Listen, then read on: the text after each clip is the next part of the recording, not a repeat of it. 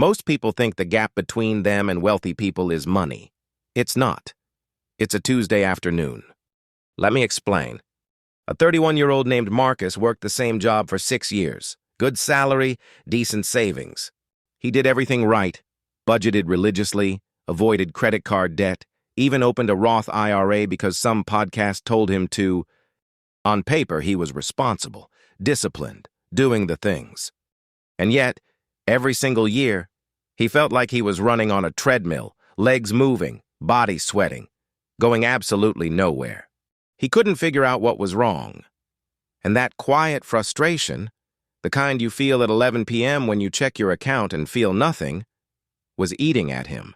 What Marcus didn't know, and what I'm going to break down for you in the next few minutes, is that his problem had nothing to do with his bank account. It had everything to do with how he was using his mind on a Tuesday afternoon when nothing was urgent and nobody was watching. I'll tell you exactly what changed for him. But first, we need to talk about the thing nobody in the wealth space ever actually tells you about how rich people think. Because here's what most wealth-building content gets completely wrong. It's obsessed with tactics. Invest here. Save this percentage. Follow this rule. Index funds, side hustles, passive income. The content machine just keeps churning out tactics. But here's the brutal truth. Tactics without the right mental operating system underneath them are like pouring rocket fuel into a car with no engine. You're not going anywhere. You're just making a mess and calling it effort. The people who actually build wealth, not inherit it, not stumble into it, but deliberately, quietly build it over years. They think differently at such a fundamental level that once you see it, the way you've been approaching your own finances starts to look completely different. Here's the first shift. Wealthy people are deeply, almost pathologically allergic to trading time for money as a ceiling. Now notice what I didn't say. I didn't say they're lazy. I didn't say they don't work hard. Because some of the wealthiest builders I've ever read about or spoken with outwork almost everyone around them. But underneath all that work, there is a question they ask constantly, almost obsessively, that most people never ask even once in their entire career. If I stopped showing up tomorrow, what keeps producing? That question is the whole game. It draws a line between two completely different financial philosophies. Most people are building income. Rich thinkers are building systems. Those are not the same thing. Income stops when you stop. Systems don't. Think about a 34-year-old schoolteacher in Columbus, Ohio. She started tutoring students on weekends because she needed extra cash. Normal, understandable. But then she did something different. She started recording those tutoring sessions and packaging them into structured video courses. Then she licensed that content to a private school district looking for supplemental curriculum. She didn't get a raise. She didn't get a promotion. She built a system. Her Tuesday afternoons now look completely different from her colleagues. She's still grading papers, but the course is also running. It's also earning. While she sleeps, while she's at the grocery store, the effort she made once is still paying her. That is not luck. That is a mindset that simply refuses to let effort die the moment you stop exerting it. Now here's something that Morgan Housel writes about in The Psychology of Money that doesn't get nearly enough attention. He draws a clear distinction between the skills required to get wealthy and the skills required to stay wealthy. And here's the thing most people never realize. They are almost completely opposite skill sets. Getting wealthy requires optimism, risk tolerance, aggression, a certain refusal to see the downside. Staying wealthy requires almost the reverse: humility, frugality, a quiet paranoia that what worked yesterday might not work tomorrow. Most people conflate these two modes entirely. They think wealth is a single gear you shift into and stay in. Rich thinkers cycle between modes.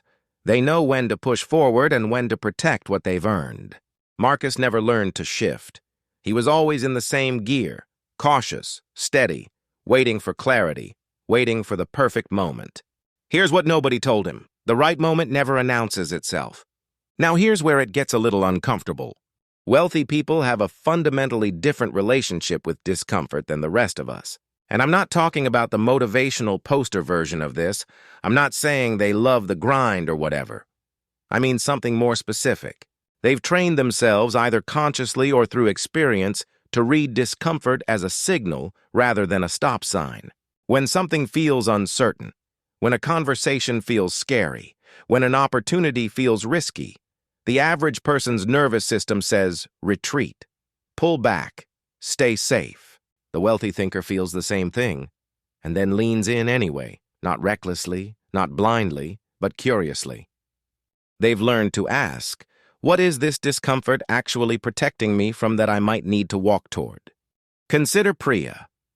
First-generation immigrant, arrived in the U.S. at 27 with $4,000 saved and a computer science degree from a university nobody here had heard of. Landed a decent job, worked hard, but she was terrified, genuinely, physically uncomfortable, at the idea of negotiating her salary. In her mind, it felt aggressive, it felt presumptuous, it felt like she was asking for something she hadn't earned yet. But a mentor pushed her. She sat with the discomfort. And she made the ask. That one 5-minute conversation added $18,000 to her annual salary. Now run that forward. $18,000 a year, invested consistently over a 30-year career, compounded at a modest return. That negotiation wasn't a raise. That was an entirely different retirement. The discomfort was the door. She almost didn't walk through it. Here's the thread I've been pulling on since the beginning, and now it's time to tie it together. Remember Marcus?